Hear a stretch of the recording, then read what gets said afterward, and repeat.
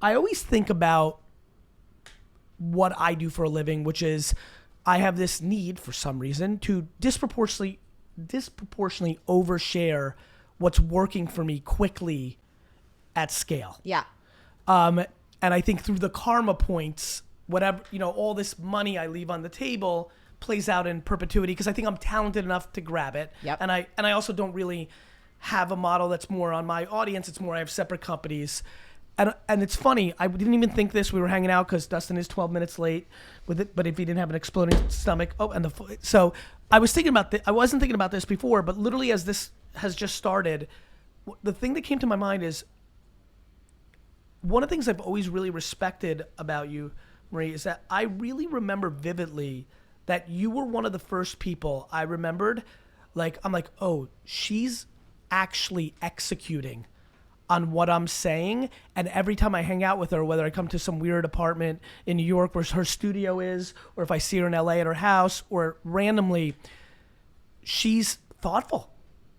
She's thoughtfully I think this was almost like a compliment to myself / to you. I'm being serious though. I feel it right now. I vividly remember thinking, I'm like, oh, she knows that I'm up to something. Yeah. She's listening. Yeah. But unlike 99.9%, she's then executing. And in a lot of ways, you would have done, had I never existed, you would be exactly where you are. But there has always been a little bit of a nice feeling in my stomach because I think you really listened and you executed. Always. I mean, that's the thing. I have my head down more than anything else, and I love who you are. I love what you do. And somebody said this to me last night on my tour stop. They were like, you're really generous. And I'm like, I just give a fuck. I give lots of fucks and I care. And when people around me that I see are doing great work, I want to do everything I can to spread their message. So when your books came out or something new you were doing, and I said, hey, I have a platform. It might not be the same size or scale as yours, but it's different. And I want to expose people to great ideas that they can actually use to improve their business in life. And that's my goal in life. Yep. And so for 3 minutes of context, because I want to do hardcore, I want to do two things. For you to tell the audience now about yourself, because some don't know. Yep. I want you to tell everybody about the book. Yep. Because one thing I'm proud of is, unlike me, who learns more in audio and visual, a lot of my audience learns from reading. And I think books are inexpensive for the ROI for people that learn that way. 100%. I will never read a book on the record, but everyone learns different.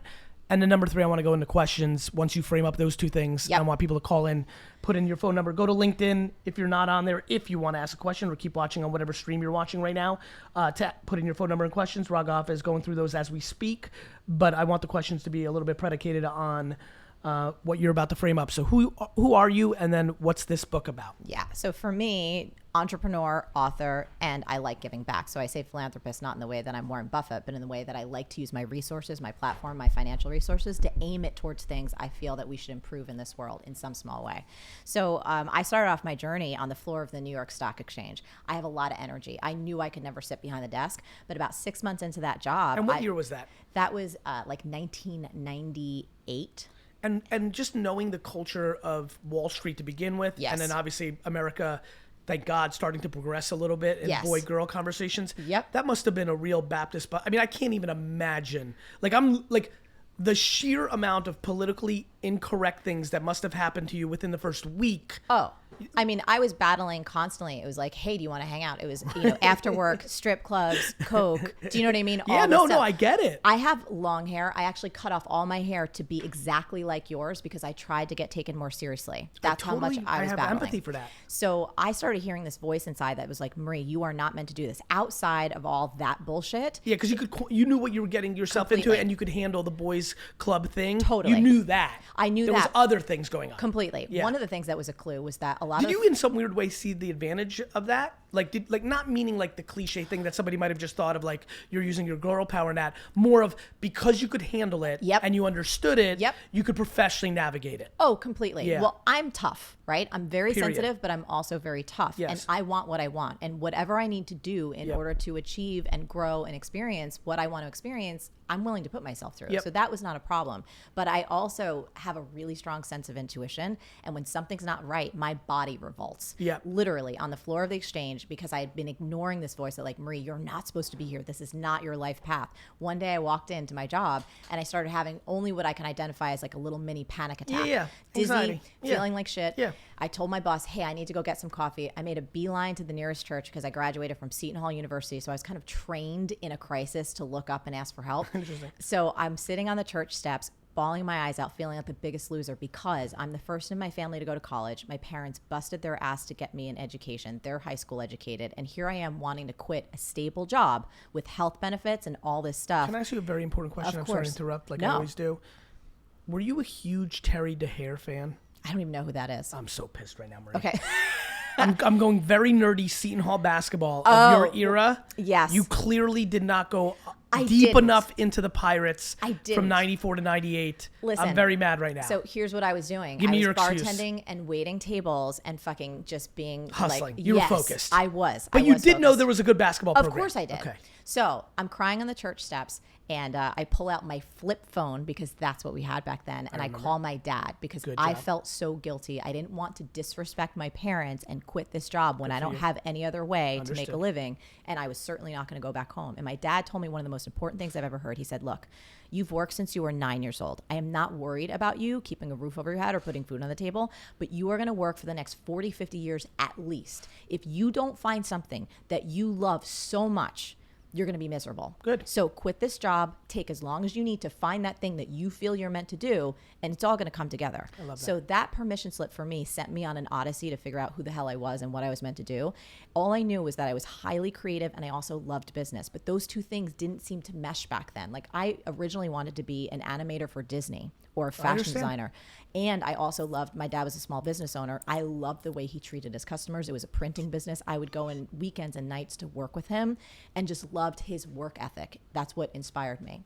So I tried magazine publishing. I was in Condé Nast Publications in the ad sales department. I was like, okay, this is new. This is amazing. 6 months in, those voices came back like, this is still not what you're meant to do. And I started panicking because I felt like a loser. I was like, I'm so ambitious. I want to make money. I want to make a difference, but I fucking hate what I'm doing. And I looked ahead and I said, do I want to actually be the publisher? Like, do I want to climb this corporate ladder? No. And I said, well, what am I wasting my time and their time for? I said, maybe I'm still too on the business side, numbers heavy. Let me try something more creative, like the editorial side.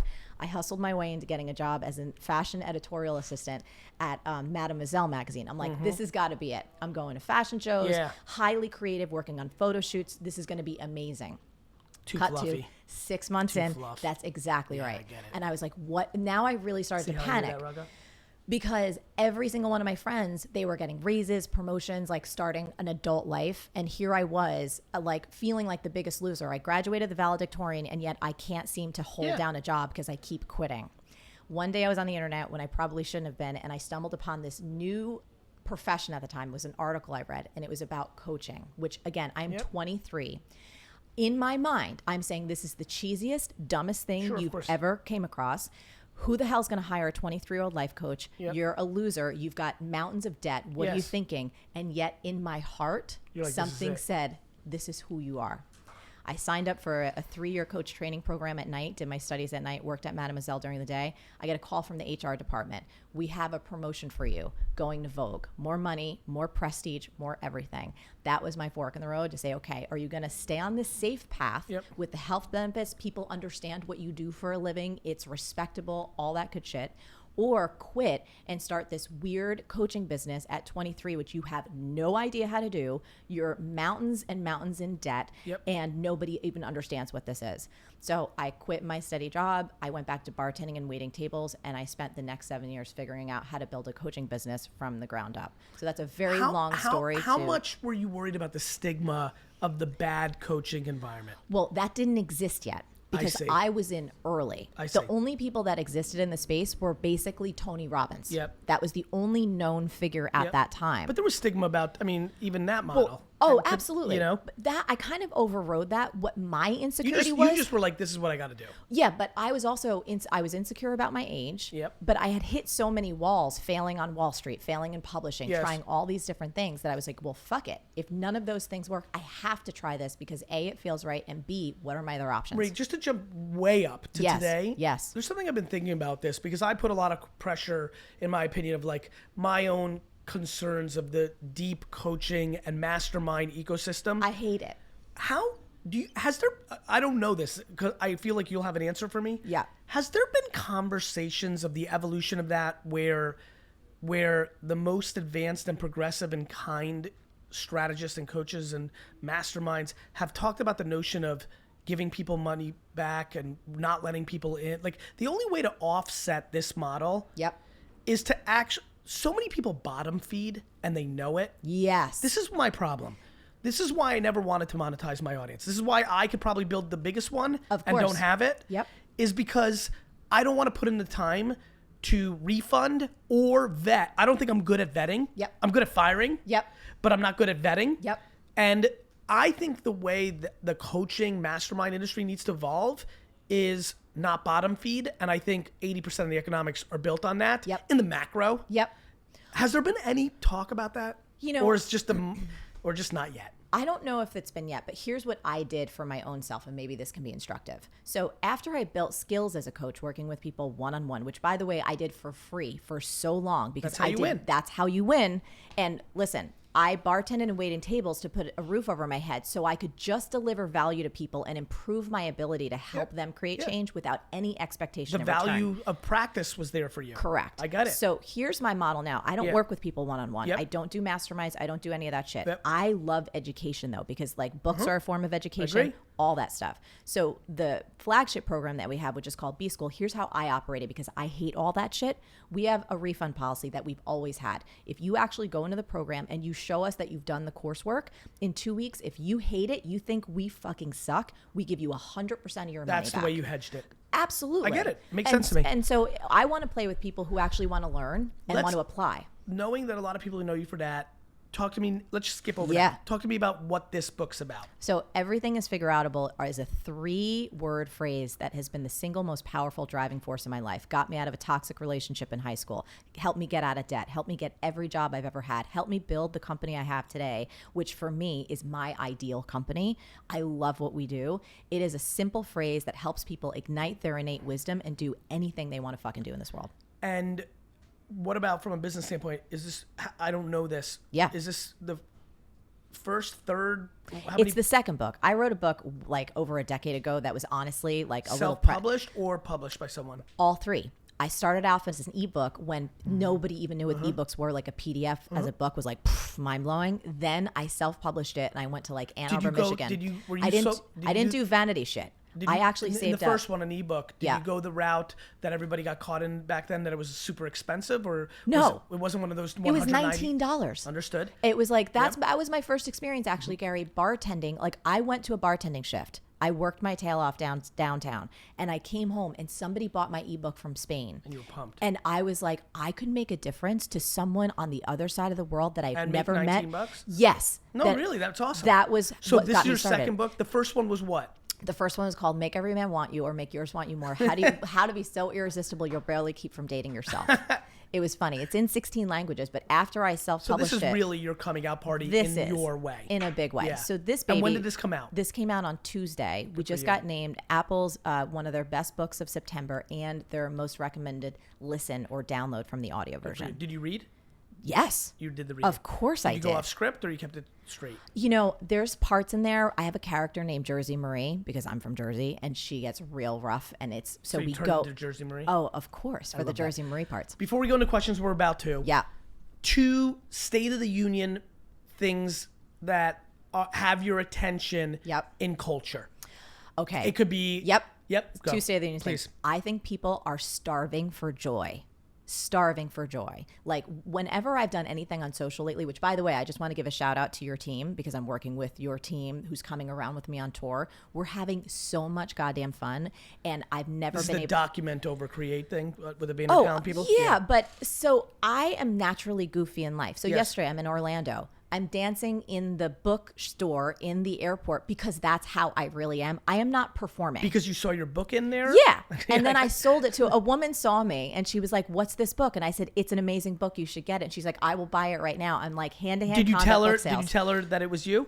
Yes. Because I've sold my book in Hudson News. Yes. Acting as if it wasn't me. I need to try that on our next stop. because I feel like it's vague. Because I love the merit of selling. Yep. I was like, okay, if the person thinks it's me, they're gonna feel guilty to buy it. Yep. I have to see if I can sell this as a customer, like as just a human. It was pretty funny. I'm gonna go in. And the guy destroyed my name. He's like, "What kind of fucking name is that?" I'm like, "Oh man." Yeah. So I'm like, "He's super smart."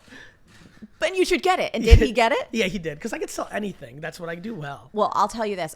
The first time I walked into Barnes & Noble on Tuesday when it came out, and we did this amazing video, but this guy was like totally didn't know what to make of me. And I'm like, you should get this book. And he's like, no, I don't need anything in my life. And I was like, all right, fine. I'll get the next one. Anyway, so I think people are starving for joy. Understood. Starving for like some example of exuberance. I got it. And I think the second thing, I think people have to still pay really close attention to how much they're consuming versus creating. Understood. So I give people a mantra: create before you consume. Yep. Social's amazing, all that stuff. There's a lot of info coming at us. But if people don't shift that ratio. You know, that's so obviously something I'm passionate about, which is what's led me to deeply spending a lot of time on parenting and insecurity. Yep. Because that's why people aren't creating. Yep. They're worried about how they look. They're worried about a comment.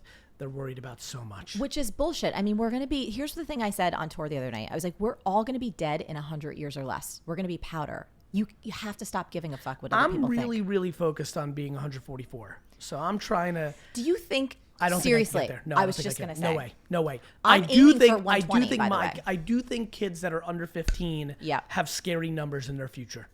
In terms of longevity? Yeah. Yeah. I think I'm real pissed. If you're 14 right now, I'm super envious. Yeah. Because I think $150 is not out of the question. I agree. I'm shooting for 120 personally. What are you shooting for? For real? Is it 100? Because I think we're far like we don't get the full benefits of all the technology and science advancements at our we're not 25, you and I. Yeah. So like I think 120.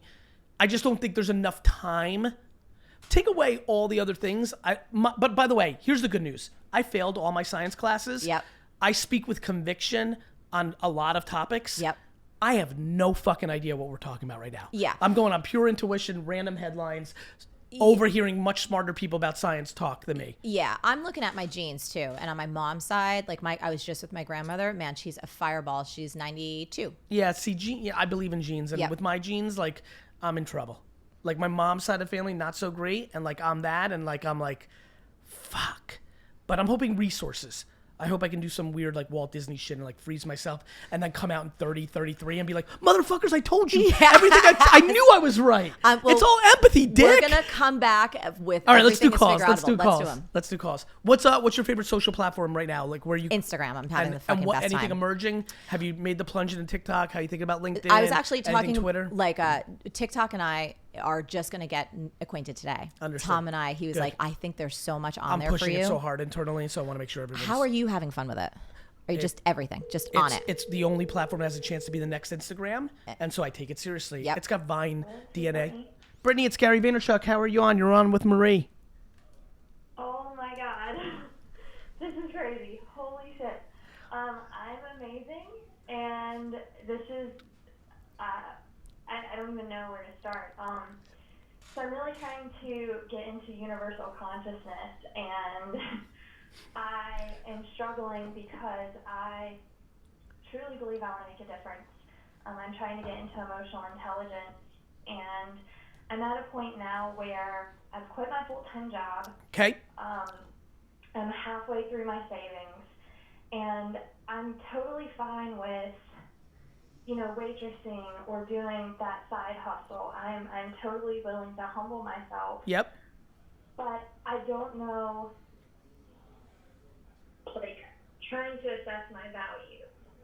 I feel like I have value to bring, and I'm really reaching out to people, and I'm willing to learn, but I'm just struggling with what my value is. My love, I'm going to interrupt you, and I'm so sorry for that, but I want to get to the answer because I know this so well. I would encourage you absolutely to get that friggin' job, because when you're busy and when you're hustling and you have that money coming in, you build confidence. And when you have confidence, you build all kinds of momentum. So you already bring value to the world by the fact that you're alive. Now you're just going to amplify that by doing your work and getting it out there in a bigger way. But I'll tell you, if you're halfway through your savings, you don't want to be dumb when it comes to your finances and when it comes to building a whole new career or a whole new business. So that's my own recommendation to you. I had side gigs for like 7 years before I was emotionally confident and financially confident to go all in on what I wanted to do. Plus, it was awesome. I met so many people. So that's my perspective on it. Gary, I don't know what you want to say. I'm a buyer of that, Britt. I think the thing to really think about, and I completely agree with Marie, and you see the practicality in that answer. I think the thing that is also happening is and I think this is what we're both jumping on, the fact that you brought up within the first 10 words, I'm halfway through my savings, is already a tell for me. Like, I'm a good poker player in real life, not in actual poker. I already now know that that's in your subconscious. So you're not able to go all in because you've got this little thing going on in the back, which I love about you because you're being fully practical. You're not on some crystal's gonna come out of a UFO and go in my eye and I'm gonna solve the world. Correct. Like, you've got a good framework. I agree with Marie. I'm gonna say something else. This is gonna collide some of my worlds. I love the idea, and this may not be in you, but if it is, one of my favorite reasons of pushing people to flip sports cards, sneakers, thrift store, garage sale things is the following. The reason I'd rather you make $15 an hour buying t-shirts at a thrift store or buying something at the dollar store and selling it for $11 is because your biggest issue right now, potentially, is figuring out how to create a container for your value and then merchandise that container to make dollars, right? And what's amazing about flipping and eBay and all these secondary OfferUp and Etsy and Craigslist is you are required to figure out the audience. One of the things that people don't understand is how big of a difference in value. The reason you see auction prices all over the place is not just because of your rating on eBay. It's because how you wrote the headline, how you took the picture, and the words you put in it. Like, there's a very specific reason why I always sold things on eBay better than my friends and contemporaries is because I'm good at positioning things. And I feel like you practicing flipping stuff may actually help you figure out how to put yourself into a container and merchandise it. And that skill set you pick up, I think you double in. The sales and marketing. Like, to get good at sales and marketing and anything, that's the only reason that I'm any good at what I do and I have any success is because I realized early on, Britt, that if I didn't get just as good at sales and marketing as I am at the craft of what I do, which is helping people create change, I'm fucking dead in the water. 100%. Yes. Or you're limiting your upside. Completely. Because a great product will find its way at some level. So, Britt, I think also you're going to a heady place, right? It's crippling to think like I have value for the world. Like, what does that mean? So, two things. I definitely think you need to be making money on the side because it's very clear to me that that's an overlining issue. And number two, anything that helps you buy and sell, it is the number one skill set that 99% of my audience needs because you're always doing it in one way or another. Does that make sense?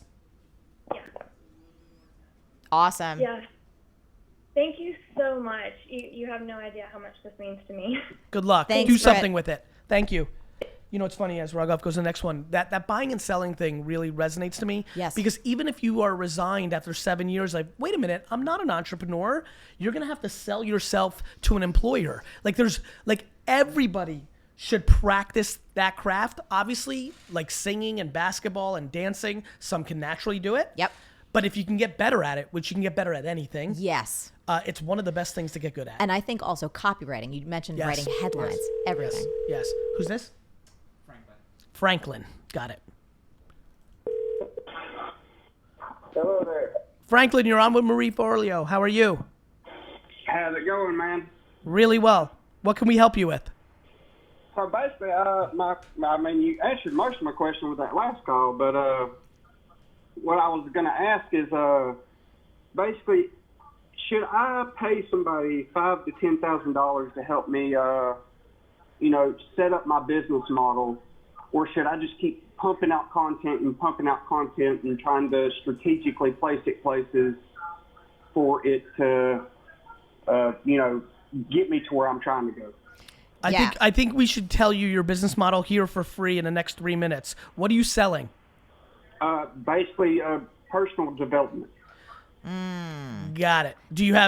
Are you personally developed? I have been working on myself for the past 10 years, and And I still got a few things are you happy as fuck and fulfilled to the oomph? Let's put it this way: I've made no more than $600 this year, and this has been the happiest I've ever been my entire life. I love you already for that. Why?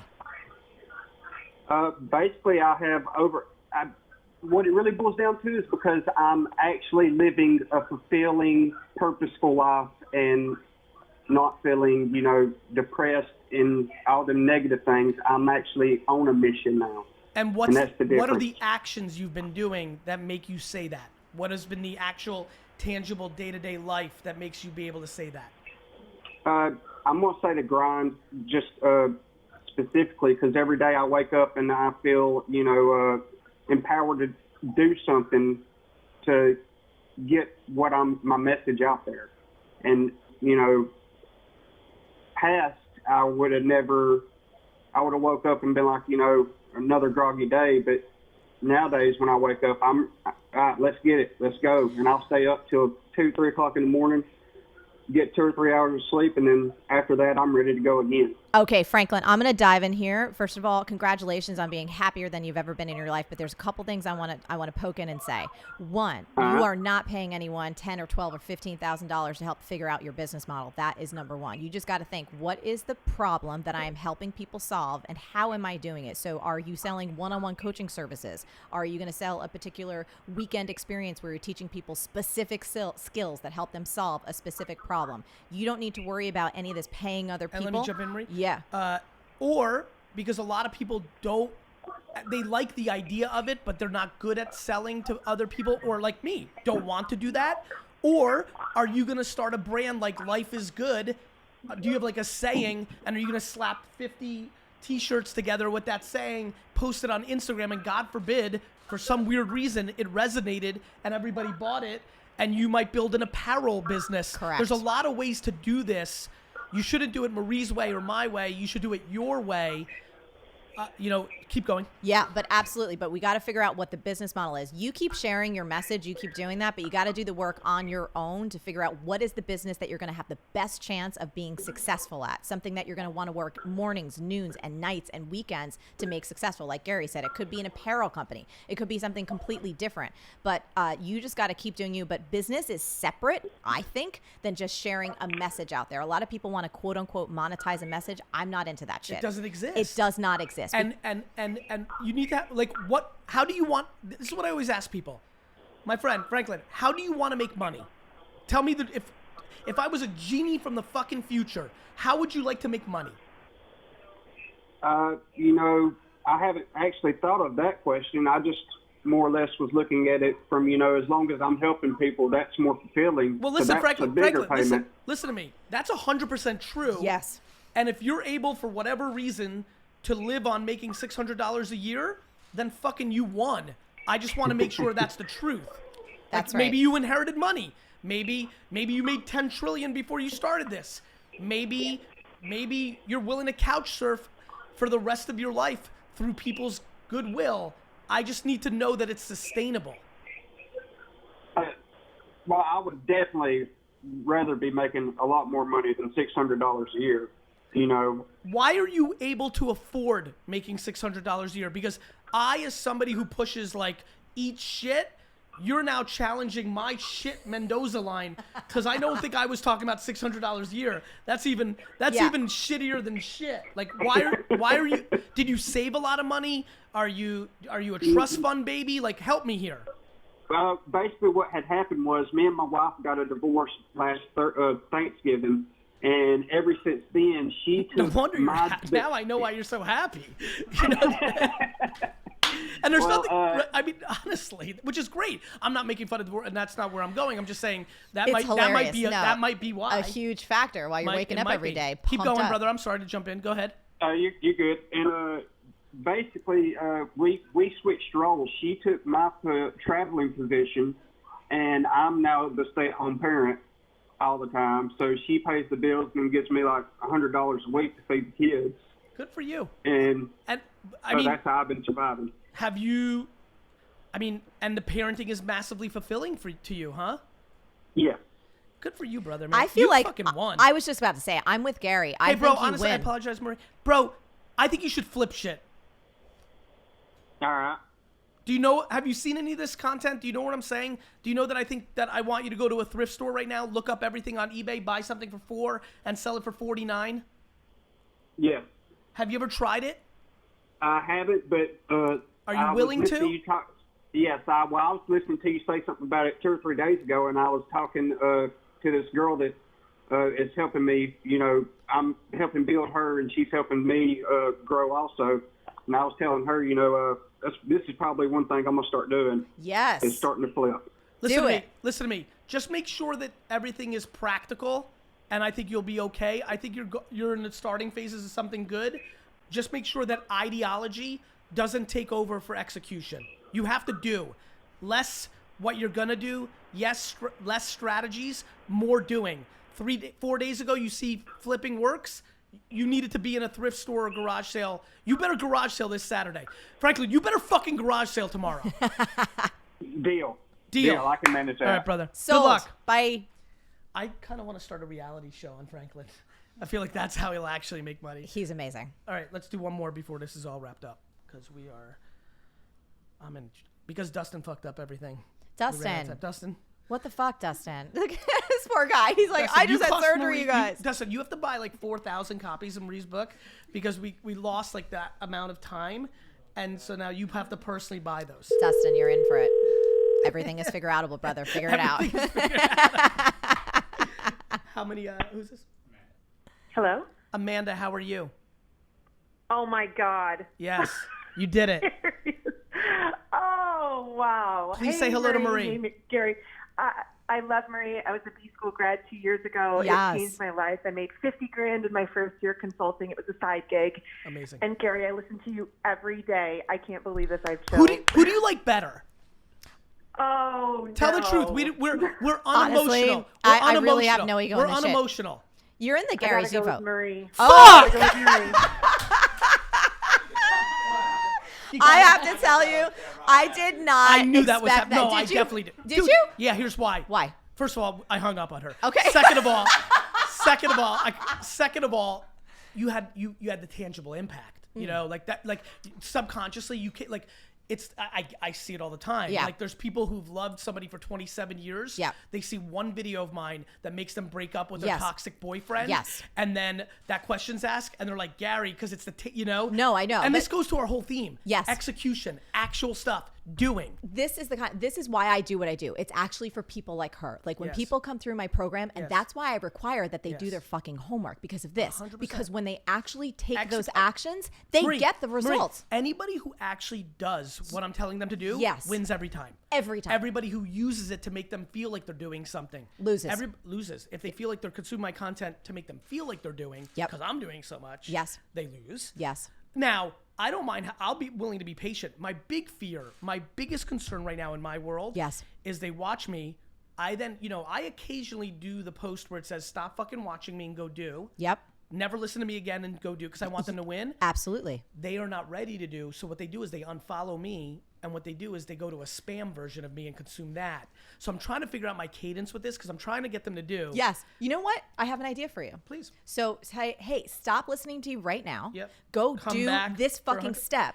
And then, but can you reward them somehow? Can Yeah, there be a well, contest? honestly, I don't necessarily even need them to come back because I'm not necessarily worried I about that. know that. I'm just scared that they go to the spam version. But but we need to say that, and I That I'm just saying think more. I That's what think I'm it's saying right now. fun. It's meta. I think it's super fun though to have people go and do some shit and then come back and fucking talk about it. You know why? So they can get addicted to the doing. Do you know what I think is fun? What? What was her lovely name? Amanda. Yes. I think Amanda's dinner conversation in 3 weeks with her friends is going to be hilarious. She's going to be like, let me tell you what happened to me a couple weeks ago. Yes. I miraculously, through the hundreds, tens of thousands, let's not exaggerate, thousands of phone numbers, got Yes. through to Gary and Marie. I love them both so much. Yes. Gary asked me this random question. Mm-hmm. I thought going with the truth is always the right answer. Yes. Nope. Sometimes there's a different game in play. Gary hangs up with me, and never, ever do I have that chance to speak to both of them again. That's life. You're always learning, kids. Marie, thank you for being on the shit, show. you guys. Everybody, Bye, please everyone. buy the book. Amanda, I'm going to randomly call you in a couple weeks to make up for hanging up on you because that doesn't feel good with me, but it's a fun way to end the show. Yes, wait, and do you want to do a giveaway for some fun fucking stickers like Jersey Marie, no more excuses? I love you doing your thing. What Yes. would you like? So I want to give away at least 1 or 2 signed copies of Everything is Figureoutable, and here's why. Because I believe that for anyone watching or listening right now, if there's any piece of them that doesn't believe they have what it takes to do the thing that they want to do. How would you like them to do that?